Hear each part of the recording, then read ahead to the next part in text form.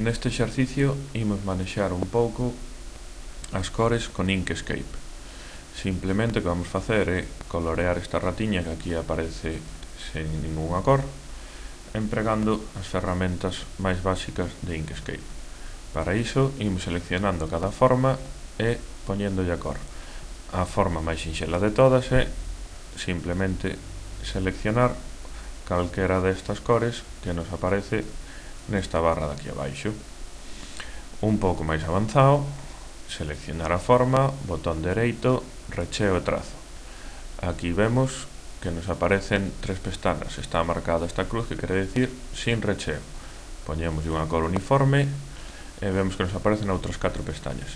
Sería bon que xogases un pouco con estas pestañas e coas maneiras de facer unha cor con Inkscape. Ben por mezcla de colores primarios, como é aquí vermello, verde e azul, ben escollendo un matiz e dándolle maior saturación de cor ou menor saturación, combinado tamén con máis ou menos brillo,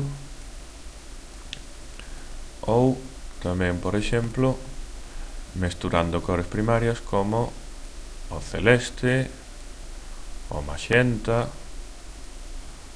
ou o amarelo, empregando algunha delas puras ou ben mesturando con outras proporcións de outras cores. E aquí tamén seleccionamos con máis negro ou menos negro.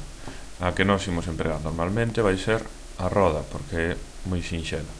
Seleccionamos unha cor e arrastrando este manexador por dentro do triángulo nos podemos achegar a facer a cor máis blanca ou máis escura. Neste caso, deixámoslo por un punto intermedio. Xa te decimos que xogues ti un pouco con estas distintas maneiras de facer unha cor. Agora imos pasar, por exemplo, coa pel desta ratiña.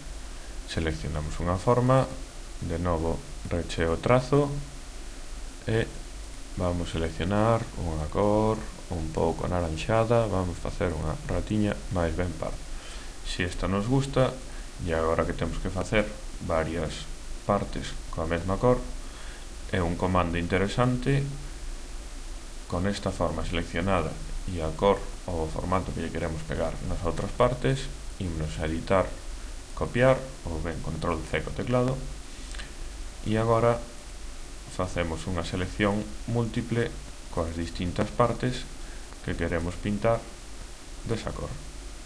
Unha vez as temos seleccionadas, facemos pegar estilo e nos pinta todas da mesma cor. Quedousenos aquí un dedo sin pintar.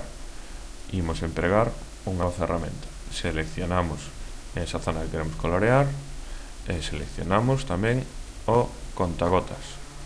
Co contagotas o que nos fai é unha cor que nos interese, pinchamos sobre ela e nos la aplica na zona que nos antes seleccionáramos. Ben, non ten máis secreto.